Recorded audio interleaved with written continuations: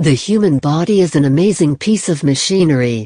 Especially when thinking about our DNA and genes. We all have a basic knowledge of what genes are.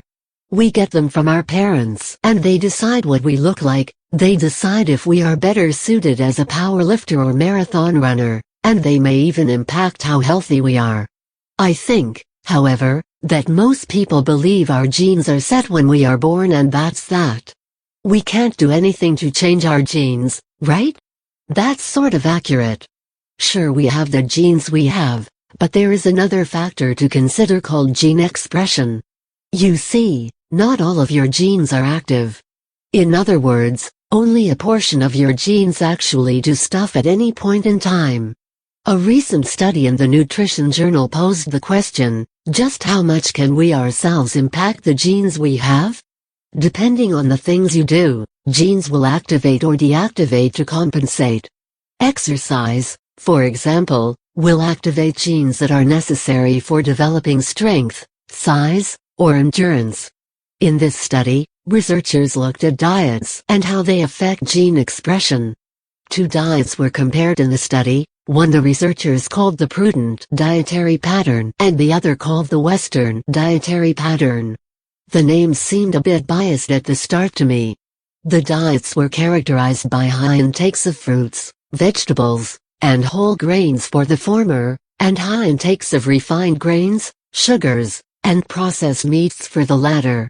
When they compared the diets of normal people to each diet, they discovered the difference in gene expression was huge.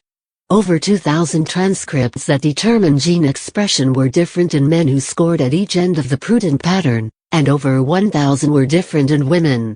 For the Western pattern, the differences between men and women were smaller, and women actually had a bigger difference in gene expression, with over 1,100 different transcripts compared to just over 1,000 for men. So simply that there are differences in expression is meaningless.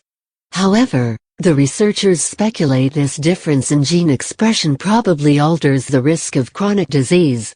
In other words, and without much controversy, a crappy diet makes you more susceptible to disease.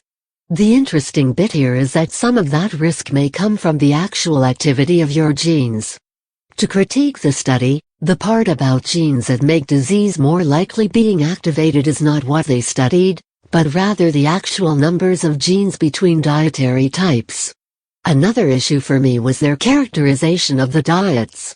There's a lot more to nutrition than how many vegetables you eat versus how much sugar you eat. Also, both diets compared a high grain content to a low grain content. Some people avoid grains in their diet altogether, and I'd like to see a similar study looking at a paleo-style diet, high in healthy meats and vegetables. It is interesting that what we do alters how our genes work. And it's good to know that no matter who our parents are, we still have a lot of control over our own health and fitness.